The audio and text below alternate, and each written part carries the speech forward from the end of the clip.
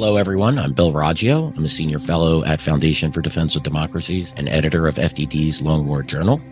This is Generation Jihad, the podcast that covers all things in what used to be known as the global war on terror, but we now call the Long War.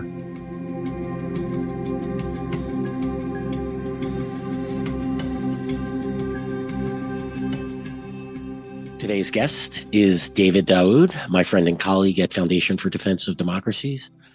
David is a senior fellow at FDD, and he focuses on Lebanon, Hezbollah, and many, many other things going on in the region. David, welcome back to Generation Jihad. You're becoming a regular, and that's a good thing. Thanks for having me on again, Bill. It's a pleasure every time. So whenever you want. Yeah, always look forward to the conversation, David. You're one of my favorite guests. You had an excellent article in the Wall Street Journal published, I believe, was that yesterday, David? I believe so, yeah. That was called Hezbollah Stumbles into a War of Attrition. Great article. I highly recommend you read it. We're going to talk about that article today. David has a lot of very interesting and thought-provoking comments on Hezbollah. I'm going to read one paragraph of the article, and then we'll launch into a discussion.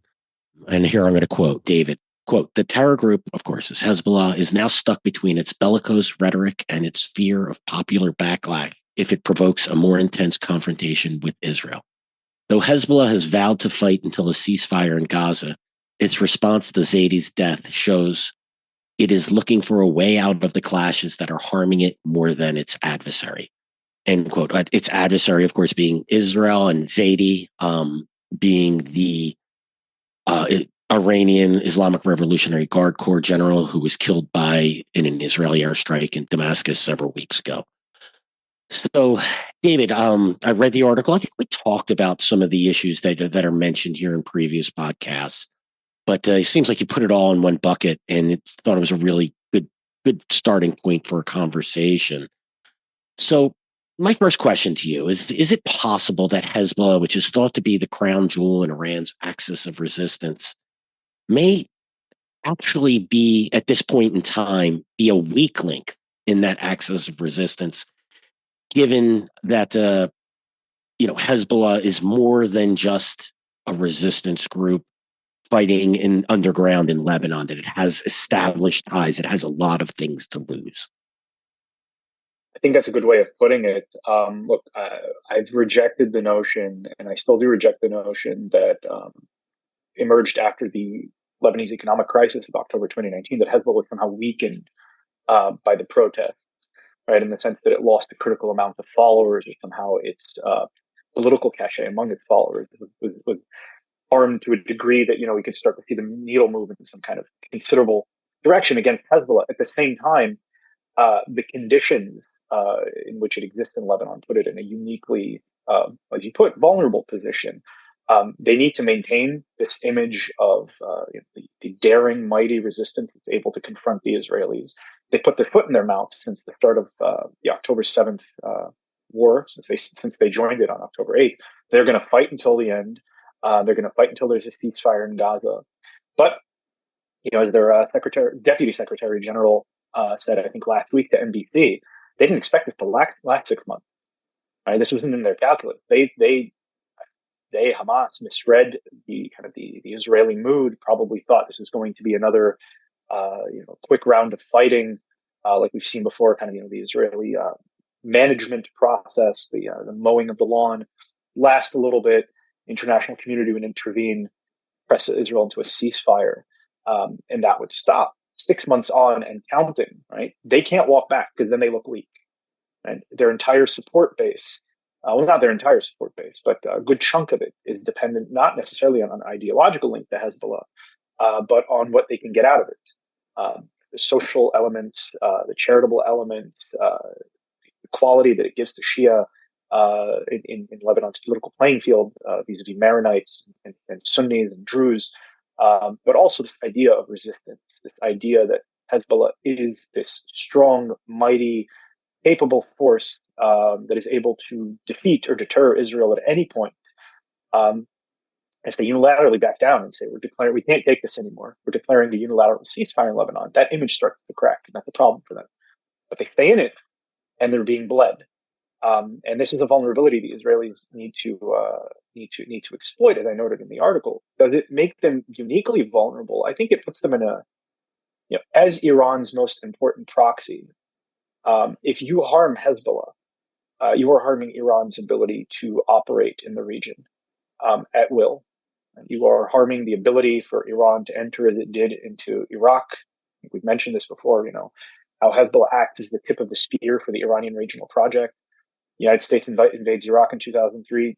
Hezbollah is right there. Imad Mughni and Mustafa Badruddin, according to former commander of Kataib Hezbollah, Abu Mahdi Muhandis, they were right there to come provide training and weapons and know-how and ideological training as well. Syrian civil war happened. Hezbollah is there first, then Iran comes in. In the Levant, building up Palestinian terror proxies. Hezbollah takes point on that. Same thing in Yemen, right? Before the Iranians are even there, you have these Hezbollah trainers that are there. If you are able to harm Hezbollah, you're harming the Iranian regional project, perhaps irreparably, at least its ability to continue kind of gobbling up country and its environs. And that's why I think the Iranians have not pushed Hezbollah, why Hezbollah itself has not gone farther in this war, and why the Iranians haven't pushed Hezbollah to go farther as they did, say, in Syria in 2011, where perhaps there was some reluctance on the part of the group, to go into Syria and kill fellow Arabs and tarnish its sterling reputation in the Arab world as it did, but they had to be there, so they had to do it. We're not seeing the same drive now. We're not seeing the same kind of gung-ho-ness about entering full war with Israel, and I think it's because they sense that they go too far, the Israelis can hit them in such a way where they can be irreparably damaged, and Iran itself, its regional project, will, by extension, be irreparably damaged. Yeah, you mentioned Hezbollah's role in building the Iraqi militias post-U.S. invasion. Yeah, I think this is one of the more misunderstood events in our field in the past 3 decades. It's something I spent a lot of time researching and reporting on. And individuals like Qais Khazali, who's now the head of Asib al-Haq. He was the Asib al-Haq. He's now he was in U.S. custody. We interrogated. He spilled the beans on how Hezbollah provided the assistance. The name of the Hezbollah commander who we also had in custody, I should know it, and it's just escaping me at the moment. He also disclosed that we released him. He's back involved with Hezbollah Special Forces. And I think that's an excellent point you make that, look, I think Hezbollah is certainly, again, it's the crown jewel in Iran's militias, and a defeat of Hezbollah reflects directly on Iran. So what are the factors that are constraining Hezbollah from going all in against the Israeli government at this time? Why is Hezbollah holding back? Is it domestic issues? Is it orders from Iran? Is it a combination of these things? I think it's a combination of several factors. I think the first, for all their bellicose rhetoric, and there's a lot of talk that comes out of Hezbollah where they need to pretend that they are the stronger party, they're the more powerful party, they're the ones that can defeat the Zionist enemy at the blink of an eye. And we talked about why they have to look that way. They have to project this image of strength, otherwise their utility is called into question. But in their more sober moments, they realize that they're dealing, and Nasrallah has said this, I think it was in a 2015 or 2016 interview, where he explicitly laid out that we can't defeat Israel alone. There's a real military force that we're confronting, and we're cognizant of that. So I think there's a recognition that they will be confronting the full brunt of the IDF, but not just the full brunt of the IDF. I think they do follow currents in Israeli society, and however they want to minimize this to their base or pretend that Israeli society is tearing itself apart to their base. They're reading the polls that are showing that as much as Israelis might dislike Prime Minister Netanyahu right now, the overwhelming majority support the continuation of the war in Gaza. Right, there is an angry mood in Israeli society now, justifiably so, after 10/7, similar to how there was an angry mood in the United States after 9/11. You don't really want to mess with a power like Israel at a moment like this. So those are two main factors. There is a domestic component. The domestic component stems from the economic collapse that happened or that began in October 2019. Now, the Lebanese economy has recently begun to stabilize, but that doesn't mean it's anywhere near recovery. I think we've talked about this before, where the currency has lost almost 100% of its value. You're talking about people struggling to find food, electricity, infrastructure is terrible. Countries, political mechanisms are a standstill. There hasn't been a president in I think almost 2 years. So you don't want to take a situation like that. If your goal is to survive, if your goal is to grow, and that is ultimately Hezbollah's goal, right? They want to continue to grow, to expand, to attract support. That's even more important to them than killing Israelis or destroying Israel. And they're not, they have maniacal end goals. There's no other way around that. But the way they're pursuing that end goal is through eminently rational means, the pragmatists in that sense. They're not like ISIS, where ISIS did not prioritize growth over swatting in every direction that it could. Hezbollah prioritizes its growth. So if you want to prioritize growth, if you want to continue to grow within your environment, you can't anger that environment. And you can imagine how angry Lebanese would be given all these struggles that are going on. If Hezbollah opened up a front with the Israelis that is going to be, we're seeing what's happening in Gaza, it's going to be heavily destructive, given Hezbollah's enmeshing of its assets with the civilian population. And it's not going to only affect Lebanese Shia, because you're going to have to target infrastructure that is used by other Lebanese communities because they're being used for military purposes, bringing in weapons, what have you. So this is going to create kind of unprecedented misery for Lebanon. Compound that with the fact that you don't have the old support that existed for Lebanon, right? Even in 2006 war with Israel happened around the time there was supposed to be a donor conference for Lebanon, and that was delayed. And then the aid that was supposed to be given before was given afterwards to Lebanon to repair the damage. You had Iran, which was in a better financial situation, able to step in and help create repairs and buy people new apartments and give them compensation in the areas that Hezbollah controls. And you had the Gulf states. And that's an important factor, right? The Gulf states have washed their hands of funding Lebanon. No one's going to do this after a Hezbollah war. I don't see an international appetite to step in and fund Lebanese reconstruction after Hezbollah undertakes irresponsible action. Iran doesn't have the funds to do what it did in 2006. It certainly doesn't have the funds to rebuild all of Lebanon.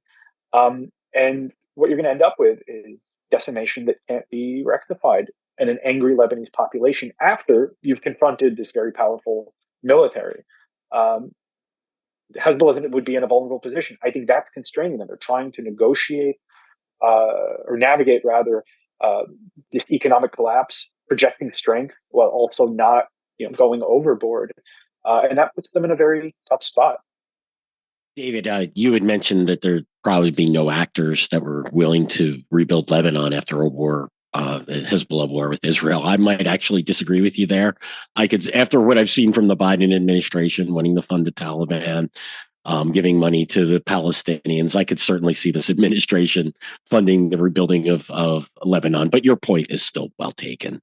Hezbollah's involvement in the Iranian response to the killing of the Iranian general, I would describe it as paltry. Would you agree with that? I'd take it even a step further. They made clear that there was none. They issued a statement, I think it was 12:35 a.m. that some rockets were fired from southern Lebanon into Israel, and it kind of coincided with the onset of the Iranian attack. But they made very clear, they issued a statement afterwards, and in each statement, these attacks they've been conducting since October 8th, they'll tell you why. Right, it's either in support of the resistance in Gaza or in retaliation for something the Israelis did, or for whatever.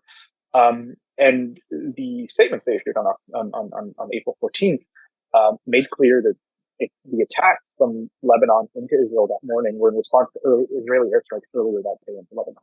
So this was their way of saying we're not involved, even though they fired rockets. So they're saying like this tit for tat is part of our ongoing dialogue, if you will, and it has nothing to do with the Iranian response. And it didn't start that night. If you look at the statement Hezbollah put out morning Zahidi's assassination. Right? His blood will be avenged, not by us. Right? Nasrallah gave, I think, 2 or 3 speeches where he addressed the matter, made it very clear. Didn't say explicitly, not us, but he said the Iranians are going to do it. Right? The Iranian response, the Iranian retaliation is going to come, and be certain of it. Iranian, not us. Right? As if to say. After the Iranian attack was conducted, right, Hezbollah issues a congratulatory statement. Once again, no role. And I think they wanted to sit this out, and probably the Iranians gave them the green light to sit this out, precisely because of what we're talking about. They don't want to give the Israelis the legitimacy to escalate the war. Not forget the legal right to do so. That exists. The international legitimacy to do so, to escalate the war. I think this is one of the big surprises in this war, how Hezbollah has essentially restrained itself. It hasn't gone all in on this war. And, as you note, it makes sense. I mean, they're concerned about their survival and the impact that a full-fledged war with Israel, which still may come. If I was the Israelis, and I think it has to come. I'm curious of your opinion on this, David, because there's 80 to 100,000 Israelis that are not living in their homes in the north. The Israeli military remains mobilized. At some point, the Israelis have to decide how to deal with Hezbollah. And I think walking away after Hezbollah is launching up to, more than a dozen attacks a day sometimes against the Israeli north, I don't think this is something the Israelis can let go unpunished.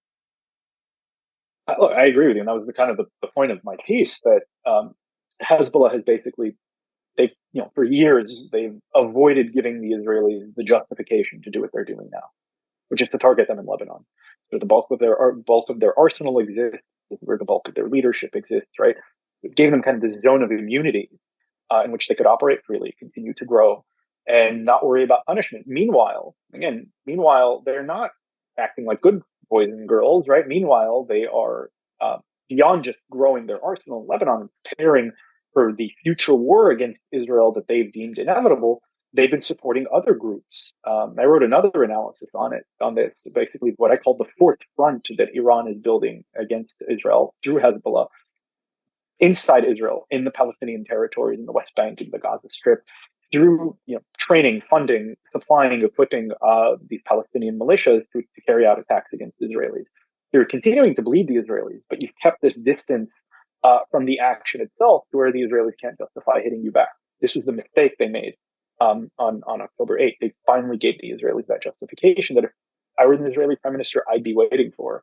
And I think the Israelis, look, if someone's going to start this war, well, Hezbollah did start it, but if someone's going to take it to the finish, I think it should be the Israelis.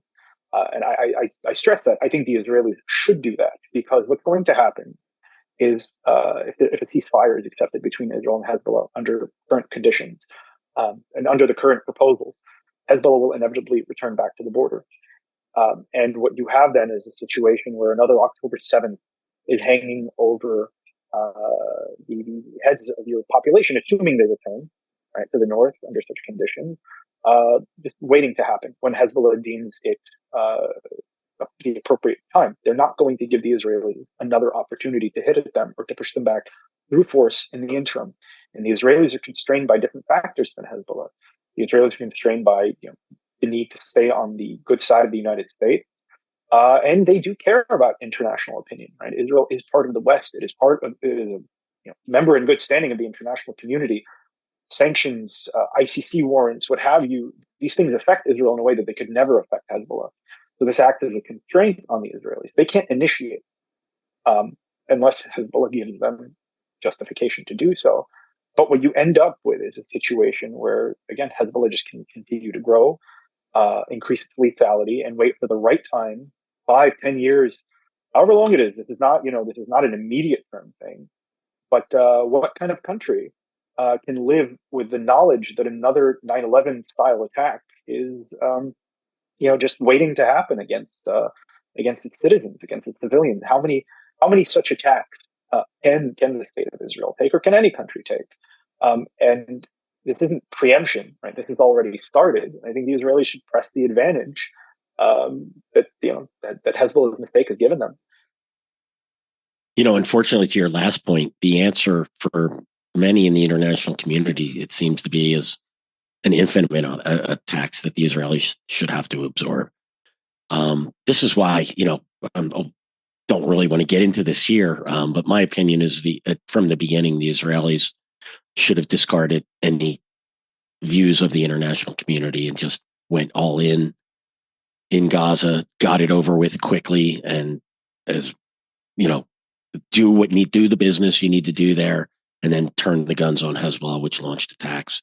The Israelis are stringing out this war, and time is never on their side. I'm actually surprised they've made it this long. What are any thoughts on that, David? Look, I agree to a point, but then I agree in theory. But when you need weapons resupply, especially when you have to fight, and this isn't the normal war, right? This is the long slog of urban warfare, and you have to turn and do that again, and that's going to take time, and it's going to take amount of ammunition that a regular war would not take. You need that, and you can't alienate the international community when you realize that you're going to have to maybe fight a two-front war. So I get the constraint the Israelis were in. I just think that it's something, the adversary messed up. I think they misread, they certainly, if we take their statements at face value, and I think October 7th should lead us to take their statements at face value about how they perceive Israeli society to be. They misread Israeli society. They misread the response. They misread the appetite that Israelis would have to unite, despite having an unpopular leader, to hit back at someone who committed the atrocities that were committed on October 7th, and to continue doing so, not just against the direct adversary that did so, but against their partners who, are part of this broader network, Hezbollah. So I think that, the Israelis need to play this game of chess very smartly, keep the international community on their side as much as possible because of, again, this is Israel's natural home. But also because of the practical needs for weapons resupply, for diplomatic support to continue the war effort. So they can at least maximize the damage you can do to your adversary, rather than have a premature ceasefire put into place where Hamas survives or Hezbollah is able to revert to the status quo ante without paying a proportionate price. Yeah, on that issue, and I do, you are correct, and I do agree. The U.S. has to placate. I'm sorry, Israel has to placate U.S. to a degree. I guess more on an operational level, the way the Israelis conducted their response, starting in the north, not going into Rafah in the south first, leaving Rafah to hang out here as it is now. Are the Israelis going to do it? It's almost a point of negotiations and stringing out I think the mistakes the Israelis have made have lengthened this war and lengthened the criticism. The Israelis had a lot of sympathy and a lot of leeway on October 8th to, I would argue, December 8th, right? And then after you hit that 2-month point, we've seen this in past conflicts between Israel and Palestinians, particularly with Hamas in Gaza, that, you hit that 60-day window and the constraints, the handcuffs start getting put on the Israelis. So maybe my objection more is that the Israelis should have been far more forceful, far more direct in the beginning. Rafah wasn't an issue until it became an issue, until the Israelis, left it hang out there to become an issue. So the last holdout. Yeah, exactly. Right. Like if the last holdout was Gaza City, that'd be a far easier problem for the Israelis to deal with than Rafah, because you had Egypt involved, because you had anyhow. So I think more of the operational and tactical concerns of mine are where the Israelis made their mistake there. They certainly do have to be cognizant that the U.S. is the main partner. But boy, if you watch the news on a daily basis, you would think that Israel launched an attack on Gaza on October 7th. Yeah. Right? I mean, the statements from the Biden administration and the way the press is framing this, but again, this was always stacked against Israel in that regard. But I think the difference being you never really had an American president and Secretary of State speak out and others speak out so forcefully against Israel, refusing to veto a resolution at the UN that is very harmful to Israel. It's these types of things I did not expect to see. And a lot of public moves that, whether they're necessary or not, it's just not the right timing. And I think there is an intention to send a message. And it's not just, when the United States starts to move on this issue, Europe also falls in line. So you suddenly have the Western world kind of aligning against Israel based on the cues that they're getting from the White House. I do think this is problematic. I also wonder, how differently the Israelis could have done this. Right? You have to also factor in that you need to station brigades or even divisions in the West Bank to keep that under control at this time, right? Because Iran could and Hezbollah could exploit that. And they did try to, right? There have been attempts to ignite the West Bank on the northern border, right? So how much, with what you're left, can you fight a war? And maybe, you enter Gaza through a three-pronged attack that hits its main, concentrations, Rafah, Gaza, and the north. But do you have the numbers to do that? Also, there's the fact of you want to leave places for displaced Palestinians to leave, to move to. So I think there were a lot of complicating factors, and having the United States, to a degree I haven't seen before with another ally, essentially micromanage the Israelis' fight from the outset. I think may have acted as a constraining factor and may be accounting for a lot of what we're seeing. I can't blame all on the United States or external factors. I'm sure there's a lot to blame to be had for the Israelis themselves, but the wait for 3 weeks to even launch a ground operation, that was because of U.S. pressure. And again, the constant micromanaging.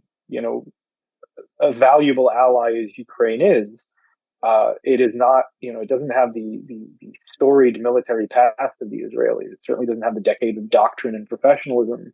As just as the Ukrainian fight may be, it just simply doesn't. And you don't see the United States, at least publicly, micromanaging Ukraine's fight as much as it does, as much as it is with Israel, where again you have an army that not a bunch of rabble. Right? This isn't an undisciplined fighting force. This is one of the most disciplined fighting forces on earth, a critical U.S. ally. We're treating them like the angry child throwing a tantrum. And how much of the Israelis had to walk in between that to get where they have right now. That to me is an unprecedented situation where you're not only having to fight the kinetic battle, and not only the kind of the battle of morale between yourself and your enemy. And you have hostages that the other side has taken to continue eroding that morale. But you also, to a certain degree, have to push back against your own allies.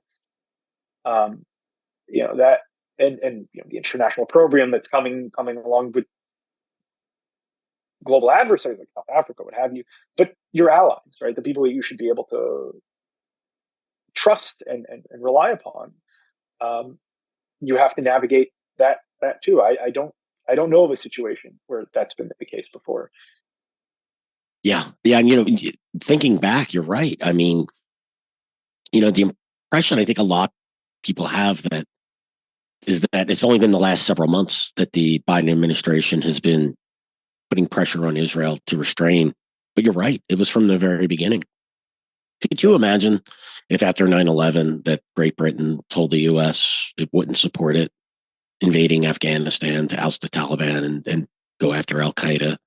I mean, that's essentially what the U.S. has done here. It's. There was a bear hug from the outset. I mean, this is why I think if we go back to one of our earlier podcasts that we did together, I think we talked about the aircraft being sent, or the aircraft carriers rather, being sent to the Mediterranean. And I thought that was a bad idea. Right? I think the Israelis need to demonstrate that they can fight for themselves, and they don't need the U.S. To support them. Right? That's the secret to their survival. That's the secret to why you have countries coming to normalize with Israel. If Israel is just a dependent state on the United States, the headache that you have to go through to normalize it is less worthwhile. But it also seemed to me that the positioning of the aircraft carriers there was meant more of a message to the Israelis, right? Don't escalate with Hezbollah. Right? Keep things on an even keel because we don't want this. And then you also had simultaneous messaging coming out to Axios and to different places where the Israelis and their actions were being blamed for the tensions or the escalation in the north, not, again, the aggressor entity, which is Hezbollah, which did not have a reason, really, if it's a Lebanese resistance group as it claims to be, to get involved in this fight to begin with. But the messaging kept coming out, no, it's Israel, Israel, Israel, Israel. And that, those combination of factors, yes, there were supportive statements, there's been continued military aid that's been going to Israel, continued weapons supplies, all that is great. But there's this mixed messaging that was almost there from the outset. And I think that kept the Israelis off kilter. It constrained their freedom of action, definitely in the north. And I can't imagine if it did so in the north, I can't imagine it didn't do so in Gaza as well. Yeah, absolutely. You're right about the aircraft carriers. The message wasn't just from the U.S. that we'll protect you. It's you don't need to attack Hezbollah. Yeah. And that, again, I'm with you. I think the Israelis' greatest asset is, as problematic, as flawed as the country has been in, its military operations against various organizations, against Hamas, against Hezbollah over time. Its greatest asset is when it does commit, it tends to see things through. And my fear in all of this is that, Hezbollah walks away from this relatively unscathed. And you do note in your article, Hezbollah has lost 300 fighters and some significant pieces of equipment. But, I always think my thought is, yeah, exactly. And it's replaceable assets for them as well. Quick question. In this current conflict, this current war, whatever you want to call this, what is Hezbollah's desired outcome? Is it the actual defeat of Israel? Is it to just get past this intact for the next round of fighting? Yes, right. I think it's the latter, and they've said this from the outset, that they're joining the fight to basically increase the pressure on the Israelis to slow their role in Gaza. So the resistance, as they put it, in Gaza, namely Hamas, but also the other groups, there will survive. That's their objective. They want to keep Israel divided and unable to finish the job so that they can survive. And that's how they define victory. Right? That's how they define defeating Israel. Their mere ability to survive the fight is for itself a defeat. As they framed it, this is a victory for them and a defeat of Israel. Yeah, it's Hamas's goal as well, right? I mean, its goal is to outlast the Israelis. If they can reemerge in Gaza, and that aid will begin flowing. I mean, it's in guaranteed. 5-6 years we'll be there again. Yeah. In 5-6 years we'll be where we were on October 6th, all over again. And look, I don't think it's coincidence that this is planned. To kidnap people as well, right? This is not just something that happened. If we look at the origins of the October 7th plan, right, Al-Aqsa Flood, as I've noted before, this originates in Beirut. This was a Hezbollah plan. This is what they've been calling, the conquest or liberation of the Galilee, whichever terminology you want to use. They've been talking about since February 16, 2011, when Nasrallah first stated this is an objective. And given their means and their capabilities, it was never going to be a classical conquest. It was going to be an incursion, just like we saw on October 7th. Kill as many Israelis as you can. Plant your flag in as many places as you can. Take as many pictures to harm Israeli morale and boost your own side's morale, and kidnap people. Right? There's a documentary in Al Mayadeen, which is a pro Hezbollah outlet, which detailed how this plan would shake out. And part of it, again, was kidnapping. And why the kidnapping? Because it complicates the Israeli response. Because suddenly you can't just go all in, right? You have, in this case now, we have 130. God knows how many of them are still alive, Israelis. You have to take into consideration every time you drop a bomb, because are they there? Right? You have to take into consideration, will they be harmed by the other side? In response, out of vengeance or what have you. So it forces you to pull your punches in a certain way. And why did Hamas do this? I think in part because they realized, okay, if we kill 1,200 Israelis, if we kill however many Israelis, and cause all this havoc, right? Israel is going to lose its mind a little bit. Israel is not, the response is not going to be what it used to be. And how do you make the Israelis pull their punches? Because your objective, again, is to survive this war. You hold Israeli hostages. And now we see kind of this concentric circles. I think we talked about this when Joe was on the podcast. You know, these concentric circles of pressure, and all of it is meant to ensure Hamas's survival, so that this war doesn't end with the elimination of Iran's now 18-year investment in turning the Gaza Strip into a front against Israel. After October 7th and everything that's happened since, is Israel, in your estimation, content with managing the Hezbollah problem, or is it looking to deal Hezbollah a significant blow? And is Israel capable of doing that, if the latter? Look, I should hope they're no longer content with managing the problem. We saw what that looks like. We saw the outcome of that. Because again, you're not, if Hezbollah would wake up tomorrow and say, "Hey guys, we're done. We want to chant nasty slogans at you, but we're done. We don't want a war. You stay on your side of the border, and we stay on our side of the border, and we'll just give each other dirty looks from time to time." That would be one thing, right? That would be a permanent ceasefire. That's not the case, right? That would be an ideal. That would be good enough. I could live with that, assuming that there would never be any cross-border violence ever, and there was a commitment to that. But that's not the case. What you're dealing with is an enemy that if you take the pressure off, it's going to rebuild and continue building it, continue becoming more lethal, specifically to hurt you and attack you. All they're doing is biding their time, right? You can't manage an enemy like that. How can you? Right? Because every time you mow the lawn, the grass keeps coming back thicker and worse, and with weeds in it. And the end result, was something like October 7th. The Israelis have been fighting these rounds of fighting with Hamas practically since the Gaza disengagement. And each time, Hamas comes back more capable, more lethal, with better capabilities, better weapons. Again, they haven't reached the point where they pose an existential threat to the state of Israel, but leave it for enough time. So it's not a problem that can be managed. This is an entity that took its time to wait for a moment of Israeli vulnerability and exploited that moment with devastating consequences. Hezbollah is doing the same thing. You cannot manage such a foe. And I think finally, from what I'm seeing at least, for the first time in Israel's now 40-year fight with Hezbollah, for going back to 1982, there's finally an alignment between the Israeli society writ large, the Israeli military echelon, and the Israeli political echelon, that you cannot manage this foe anymore. That whatever price needs to be paid should be paid in order to remove this threat that will continue to metastasize and with disastrous consequences. That I would think should have sunk in by now. That if you return to a situation on the northern border that looks like 10-6, all you're doing is starting the clock until the next, October 7th style attack from the northern border. Does Israel have the capability? I think I would say yes. Talking about a lethal and disciplined fighting force that Hezbollah can't match.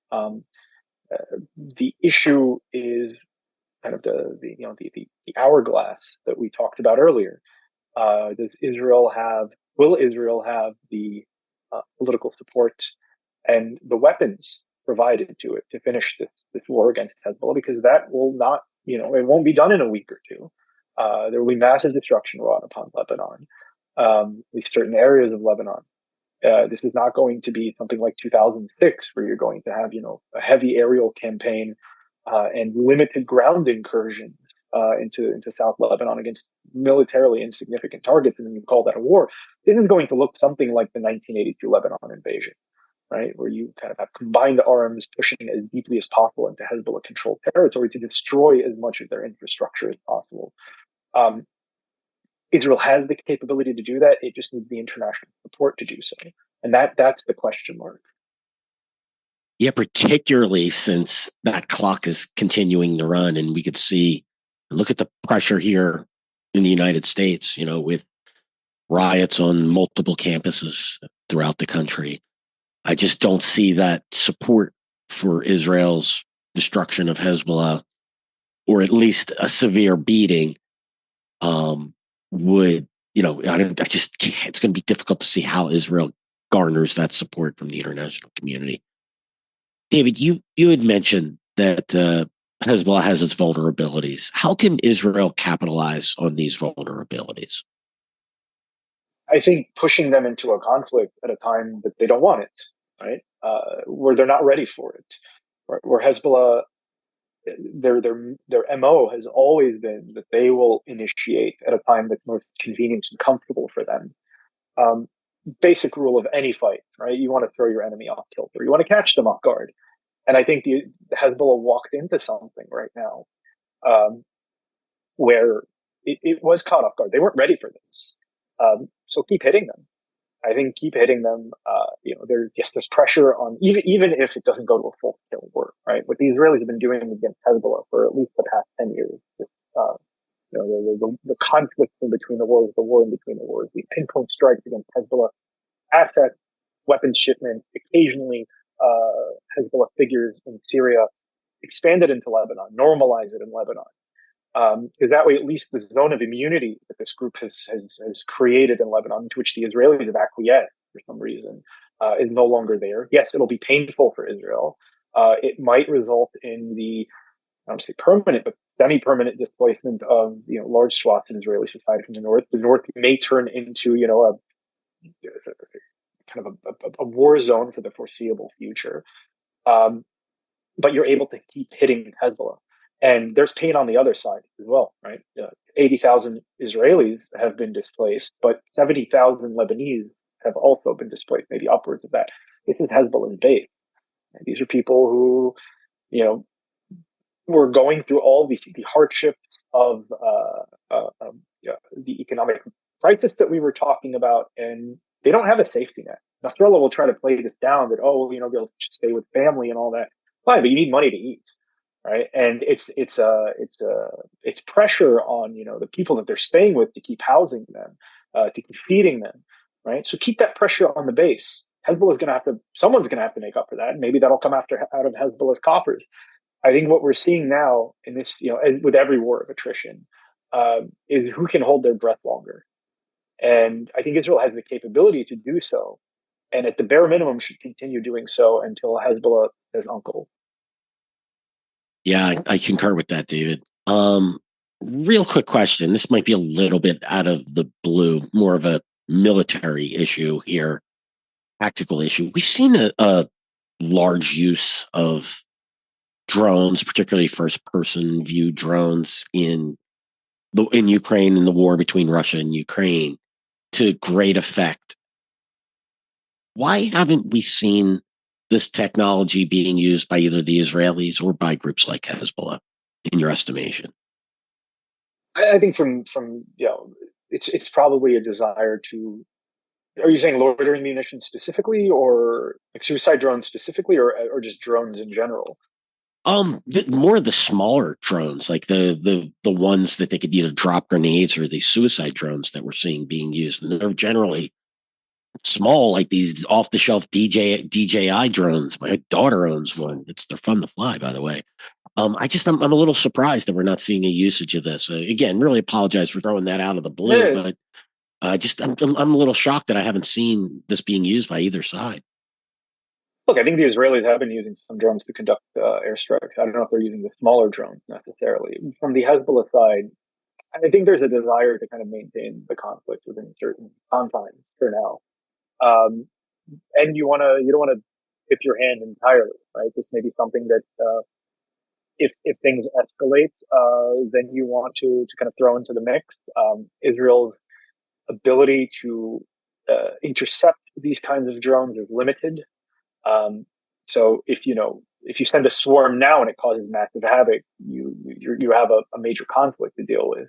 But if you already have a conflict on your hands and a major conflict, I think you want to maintain as many of these assets in reserve as possible for that moment. And that would be my read on it. They have occasionally used them, right? There have been attempts to. There have been strikes with loitering munitions, reconnaissance flights that Hezbollah has conducted with these smaller drones. But if you're asking why the swarms have not been, sent out yet, I think it's because they're waiting for the massive conflict to throw everything they have at the Israelis and throw them as off kilter as possible. Yeah, that would make sense to use these more in a surprise capacity. Um, Final point for discussion. We've watched these protests throughout the United States on college campuses, and dare we say they are pro Hamas Mm-hmm. um, protests when people are chanting from the river to the sea and Qassam brigades, professing their love for Qassam brigades. I can't read it any other way. They're pro Hamas, they're anti Israel, they're anti Jewish protests. From my perspective, I guess I just never thought I'd live to see the day where this type of behavior, this just animosity for Jews in the Israeli state, would be on full display on American campuses, and not just supported by a small handful of radical students, but by congresspersons and faculty members. What is your take on this, David? It's a really sensitive issue, but it's just something I just felt that we couldn't ignore here. Look, I think calling them, like you said, calling them anything but pro Hamas demonstrations is disingenuous, and I think there has been a deliberate attempt to obscure that. Right, when they chant "river to the sea," there's this nonsense about what does it really mean. Well, you know what? Secretary General Hassan Nasrallah knows exactly what it means because he uses the same phrase, and so does Hamas, and they mean explicitly the destruction of the state of Israel and either the death or exile of most of the Jewish population, those that they deem non-natives. Right, so this is what it means. You hear the words intifada, and you have these intellectually dishonest types, many of whom are in DC itself, right, who try to run intellectual cover for what's going on. And they'll say, "Oh, it just means uprising. It doesn't mean that specific kind of uprising that happened, between 2000 and 2005, in which suicide bombings were happening, Israelis were being killed." It's as disingenuous as if a bunch of pro-Israel students were to stand in the street and chant "Nakba, Nakba," and then say, "Well, oh, we just mean catastrophe in the literal sense, but we mean it against Hamas," right? Or if one were to chant Holocaust, but then say, "Well, we're just talking about a burnt offering." Right? There's this deliberate attempt to obscure what's going on and the intention of these protesters. And I think because American society, by and large, remains decent and sensible and averse to the kind of unbridled anti-Semitism that these people have just below the surface. And if you were to come out and say, we hate and want to kill Jews, it's going to rub the American public the wrong way. So what you want to do is you want to slowly normalize, and just kind of, none of what we're seeing is happening in a vacuum. I remember when I was in college, walk around, you'd feel like Israel Apartheid Week. All this talk of Zionists rather than Jews. When everyone really knows what they mean, but why are they using this terminology? Or when you sit there and normalize the idea that you quote hate Israelis but don't hate Jews, you're hating a whole nationality, right? Imagine if I walked around saying I hate all Armenians, right, or I hate all Chinese. People would call me rightly what I am, a racist. But the objective here is, because the direct views are so unpalatable at face value, is to sit there and normalize this over time, to kind of keep wrapping the poison pill in sugar until when the mask drops, as we have seen it dropping, people think this is normal because it's always kind of been there in the background. It's very insidious what we're seeing. And it's worth noting that this isn't just directed against the state of Israel, right? They were tearing down American flags and replacing them with Palestinian And flags. I chanting think it's a death to disgrace. America. Chanting death to America in different places, and I think it's a disgrace to replace the American flag on any flagpole in the United States with any foreign flag. Uh, you are here, you are part of this country, you should at least demonstrate some gratitude to the place that gives you the freedom to act like petulant children. And look, they got their consequences. There have been some who tried to frame this as, and again, some people we know, you might not like them.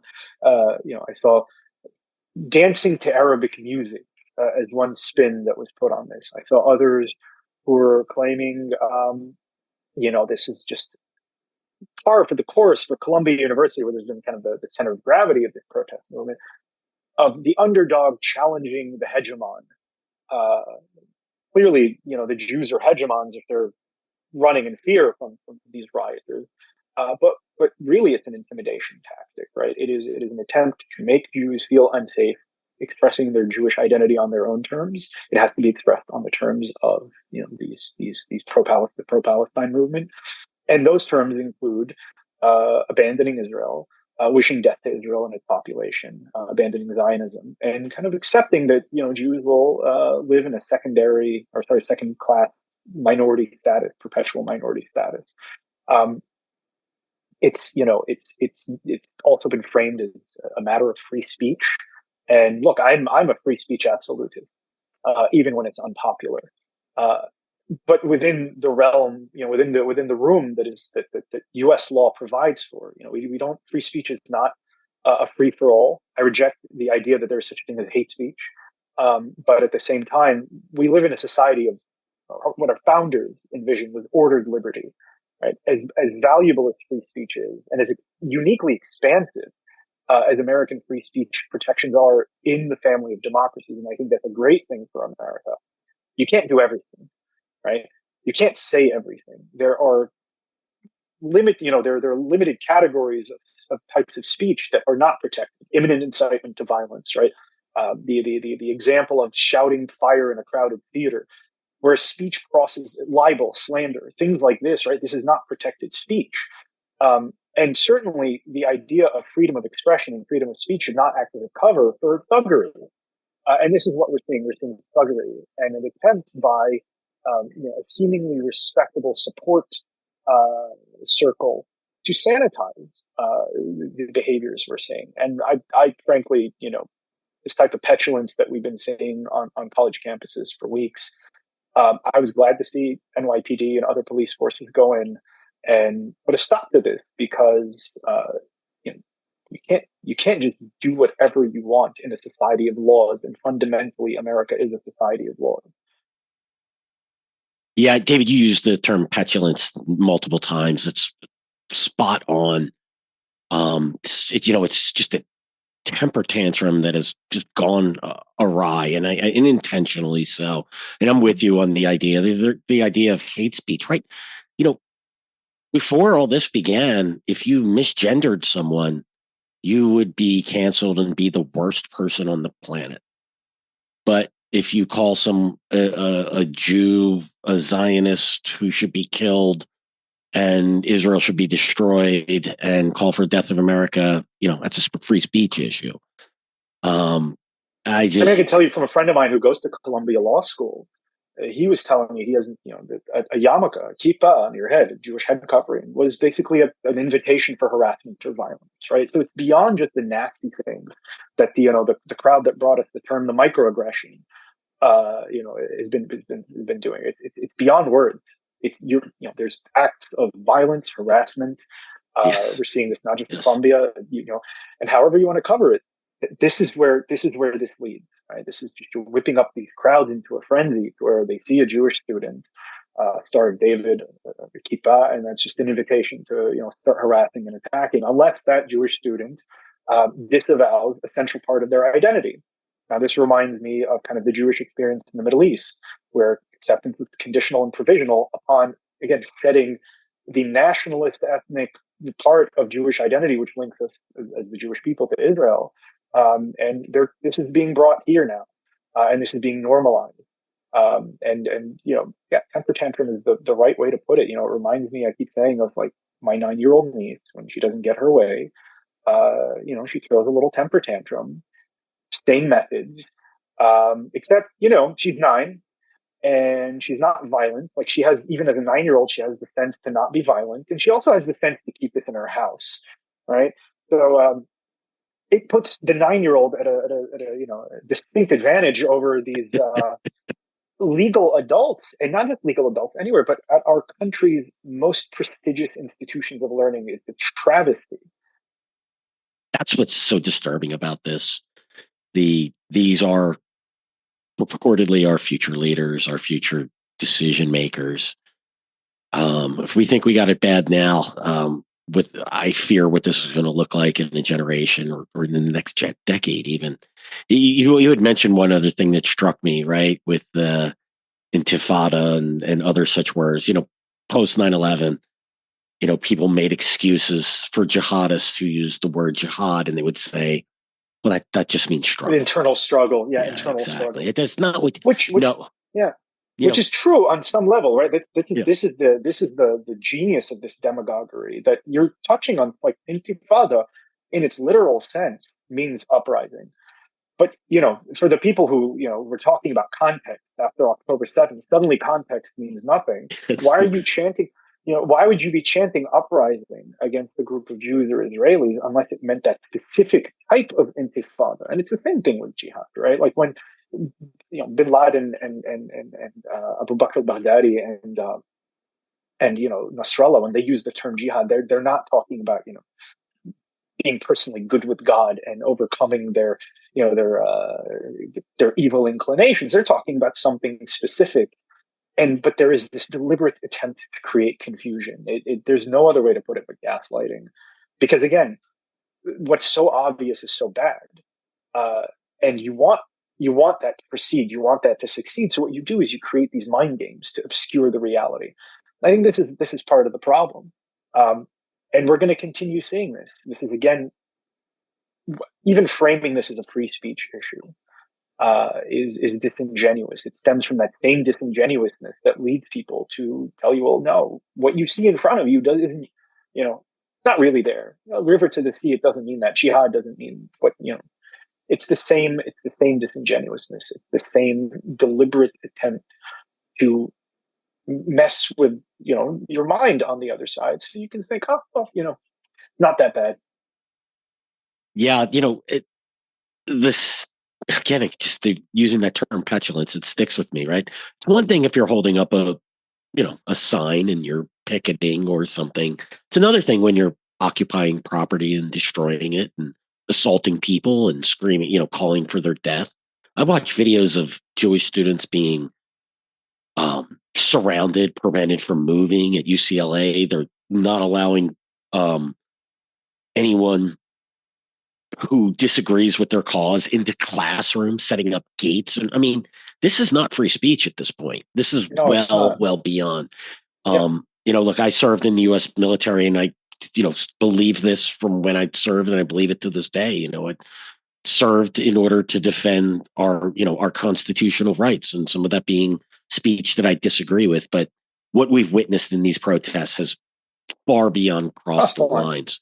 Yeah, and And it's not I, even just saying, as you said, it's not just saying the nasty things, right? It's not people who are otherwise acting peacefully and chanting, from the river to the sea. That's again distasteful, disgusting from a moral perspective, but it's protected speech. Right? It's the old example that I like to bring up is the 1970s. The American Nazi Party decided to march through Skokie, Illinois, which is a neighborhood with not just a high Jewish population, but a high population of Holocaust survivors. right, And the intention was to send an insult. But, these Nazis were otherwise peaceful, if you will.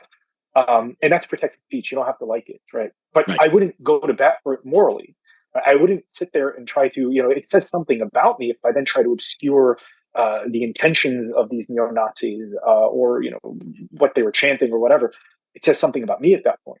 But that is protected speech. I might hate it. I might find it despicable, but I do think that the First Amendment protection, particularly the freedom of expression and thought and speech, is the cornerstone of what makes American democracy great. And we need to maintain that in as expansive a way as possible.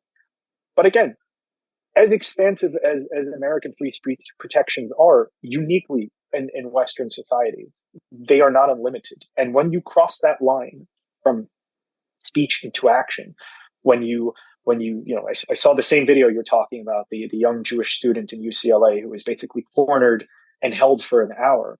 That's false imprisonment, right? That yeah, that that guy could start swinging on these people, and he would be in his right, because that's an action, right? It's an action of intimidation, right? There may be assault involved in this, right? Because assault is putting someone in apprehension of imminent harm being inflicted upon them. There could be battery if they're touching this person in any way, shape, or form, right? He could start swinging. And we've crossed that line. This is not how free speech operates. This is not a situation where, again, you just have students or people who are sympathizing with the Palestinians congregating and either chanting things peacefully or chanting peaceful solidarity with Gaza or the Palestinians, or even, again, chanting disgusting, hateful, morally reprehensible things, but doing so in a manner that does not cross that legal boundary. No, they're crossing every legal boundary. And after they do so, they have an amen corner that wants to sit there and run interference and tell us, oh, no, that's not what's happening. That's the problem here. Yeah, exactly. I mean, with that student, what we witnessed was absolutely horrific. And then I saw a video where the police are standing by and watching it all. That's it's very disturbing. All I will say is, replace the Palestinian headgear and the Hamas flag and give it, put on a white hood and the flag with the Ku Klux Klan cross on it, and just see how quick the federal response would have been to all of this. Yeah. There is and by all means, both should be cracked down on when it goes beyond the issue of free speech. So it speaks volumes when you see how much when you see someone chasing, when you see someone chasing someone around with a taser. Yeah, I think I saw that video where you see like a pro-Palestinian demonstrator, these students chasing around a Jewish counter demonstrator or student. I'm not sure what it was, but with a taser. This is, again, attempted battery. This is assault. And yeah, the university security is just standing there. What you have is a situation of an undeterred mob, right? Because mobs, bullies, they don't stop if you ask them nicely. They don't stop if you make concessions to them. And this is, again, something we thought of Columbia University, which I think is particularly disgusting and disgraceful. That, and it's not the act itself, right? Columbia University has decided that they're going to invest in Gaza. Great. You know what? Do that. Invest in Gaza. Be my guest. Don't do it in response to the temper tantrum being thrown by a bunch of thugs, because what you do then is encourage more thuggery.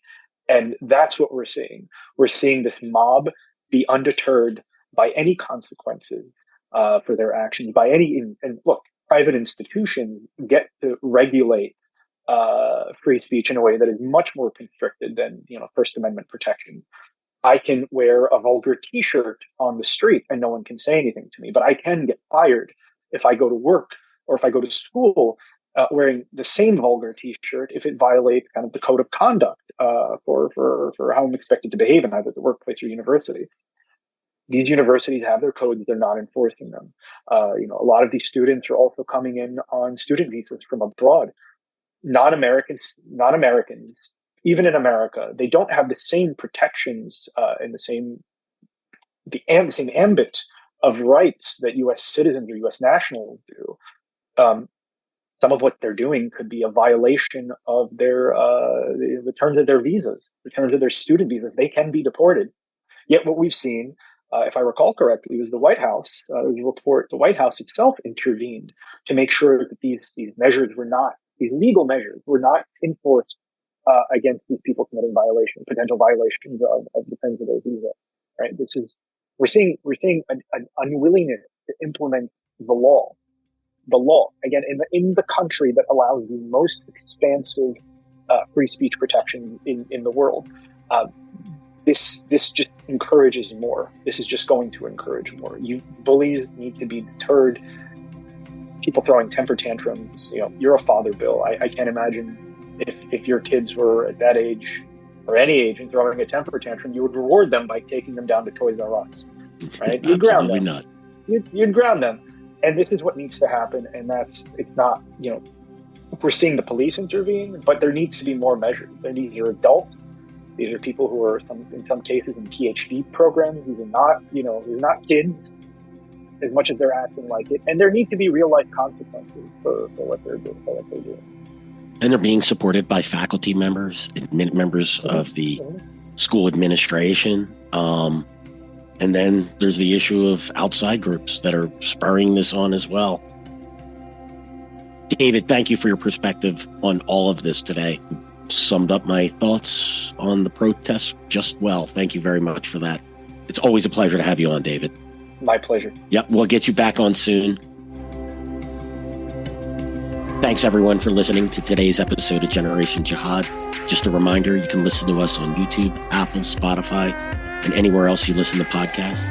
Please subscribe to Generation Jihad and leave us a review, preferably a positive one, but only if we earned it. Thanks again, and we'll see you all again real soon.